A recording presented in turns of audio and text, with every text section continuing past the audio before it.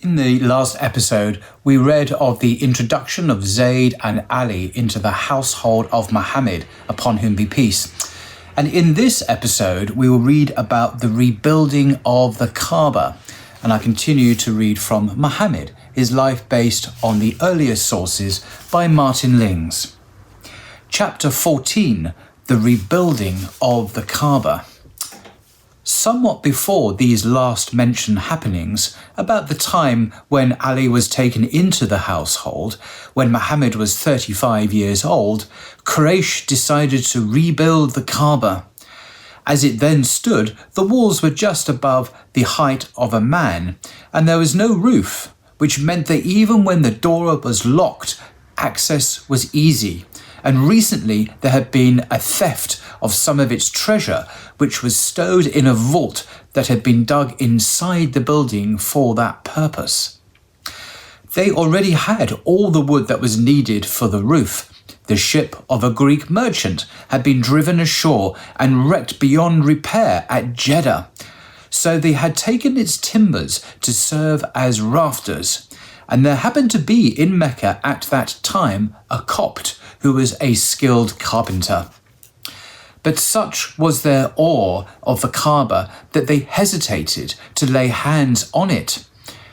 Their plan was to demolish its walls, which were built of loose stones, and to rebuild it altogether.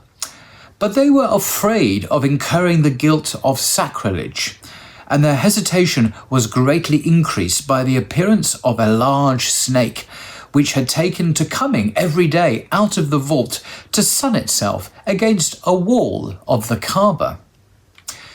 If anyone approached, it would rear its head and hiss with gaping jaws, and they were terrified of it. But one day, while it was sunning itself, God sent against it an eagle, which seized it and flew away with it. So Quraysh said among themselves, "Now we may indeed hope that God is pleased with our intent.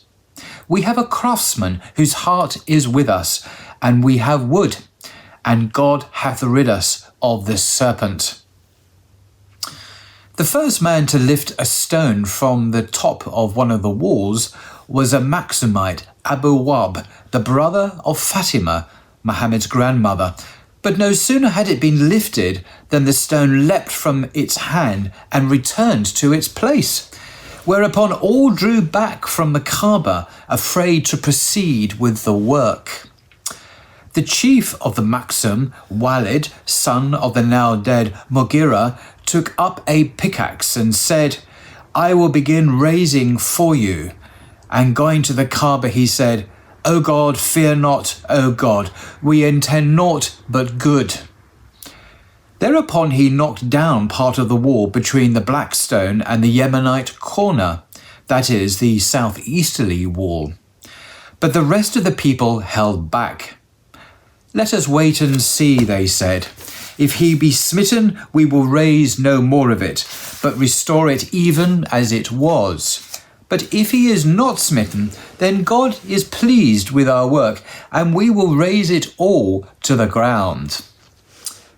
The night passed without mishap, and Walid was again at work early next morning, so the others joined him.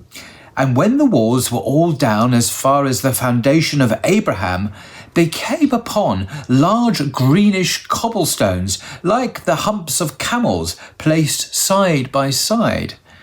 A man put a crowbar between two of these stones to lever one of them out.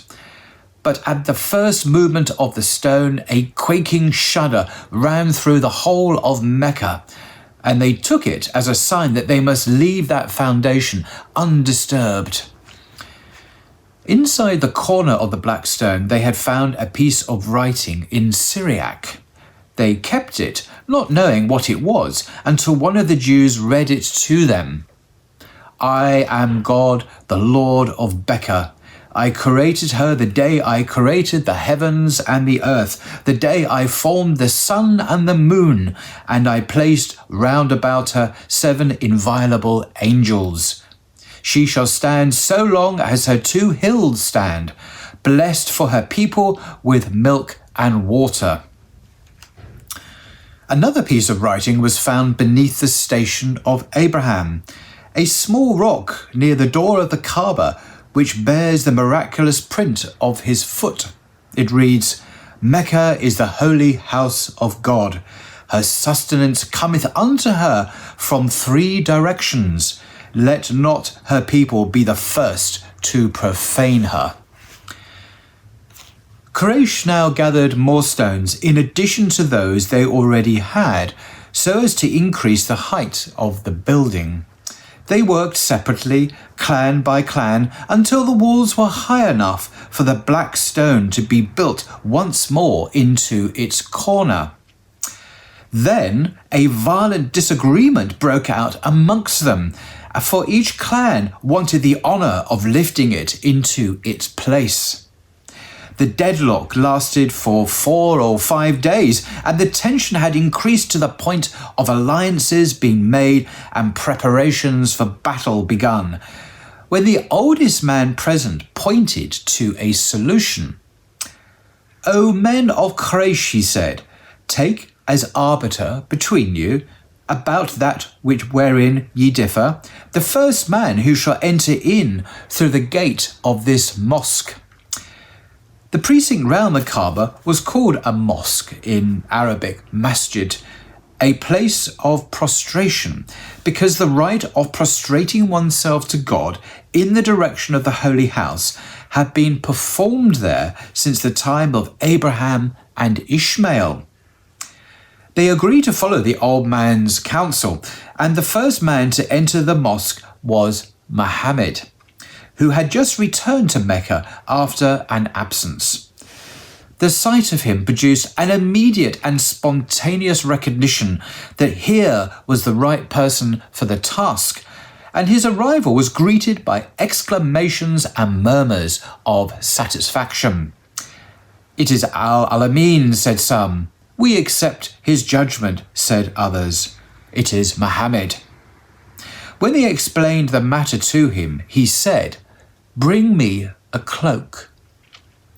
And when they brought it, he spread it on the ground, and taking up the black stone, he laid it on the middle of the garment. "Let each clan take hold of the border of the cloak," he said. "Then lift it up, all of you together." And when he had raised it to the right height, he took the stone and placed it in the corner with his own hands, and the building was continued and completed above it.